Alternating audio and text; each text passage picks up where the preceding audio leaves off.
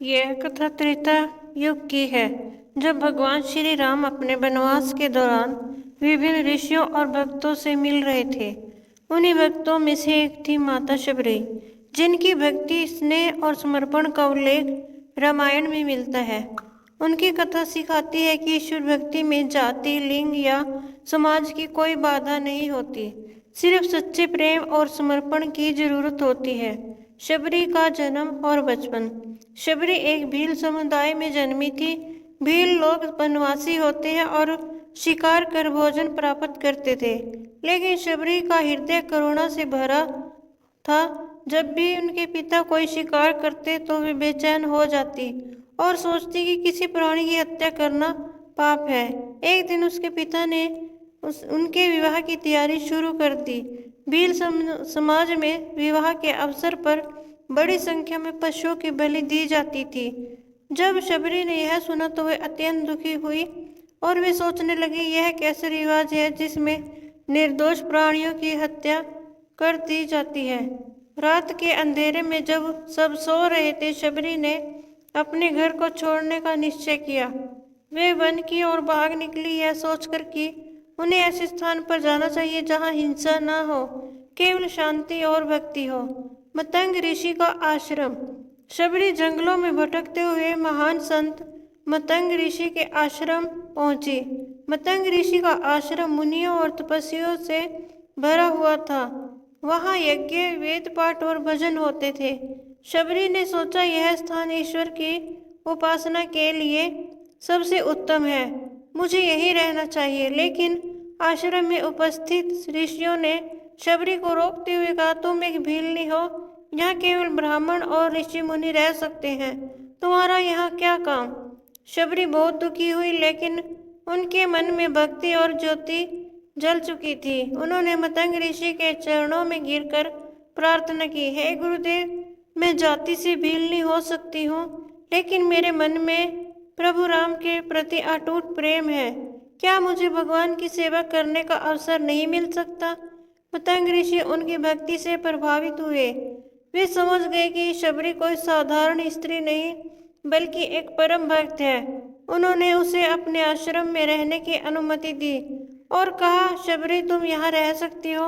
भक्ति के लिए जाति या कुल की आवश्यकता नहीं होती, केवल मन की पवित्रता ही सबसे बड़ी चीज है।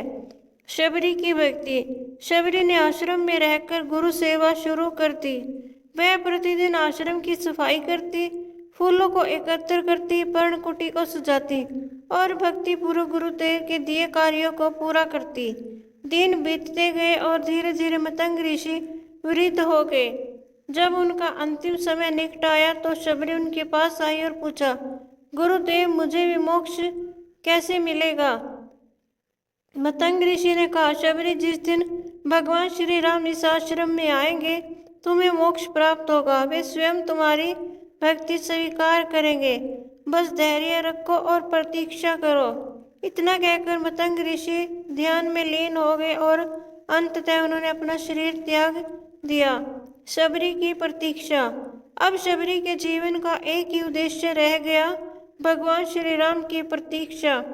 हर दिन सुबह उठकर वह पर्णकुटी की सफाई करती और प्रभु श्री राम के लिए वन के सबसे मीठे और ताजे बेर लाती। लेकिन एक संकोच उनके मन में था, क्या हो यदि वे बेर इकट्ठे और प्रभु को पसंद न आए।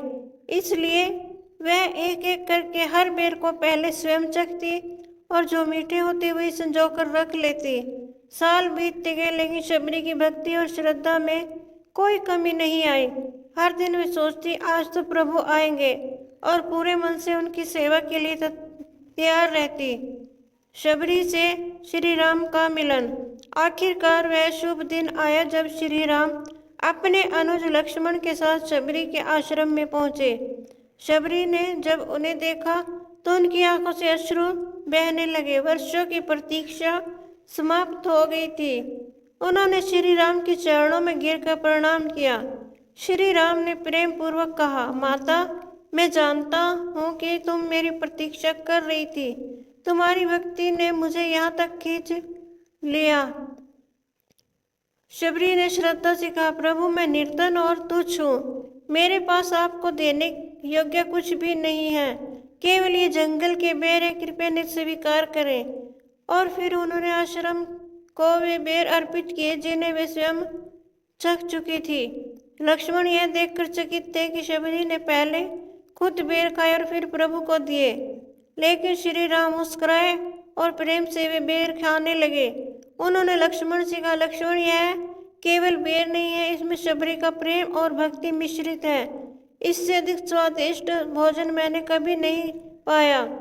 श्री राम ने शबरी को आशीर्वाद दिया और कहा, तुमने जो वर्षों तक मेरी प्रतीक्षा की, जो भक्ति और प्रेम मुझे अर्पित किया, उससे मैं अत्यंत प्रसन्न हूँ। अब तुम निष्कलंक होकर ब्रह्मलोक चली जाओगी। यह सुनकर शबरी ने भाव विभोर होकर श्री राम का ध्यान किया और ध्यान मगन होकर उन्होंने अपने शरीर का त्याग कर दिया। शबरी की कथा हमें सिखाती है, ईश्वर जाति, धर्म या कुल नहीं देखते, केवल सच्ची भक्ति और प्रेम को स्वीकार करते हैं। धैर्य और श्रद्धा से किया गया इंतजार कभी व्यर्थ नहीं जाता। समर्पण और प्रेम से किया गया छोटे से छोटा कार्य भी ईश्वर के लिए मूल्यवान होता है। इस प्रकार शबरी की भक्ति सदा के लिए अमर हो गई और वह संपूर्ण मानवता के लिए भक्ति, प्रेम और समर्पण का प्रतीक बन गई। दोस्तों, मेरी यह वीडियो देखने के लिए आपका बहुत बहुत धन्यवाद। जय श्री राम।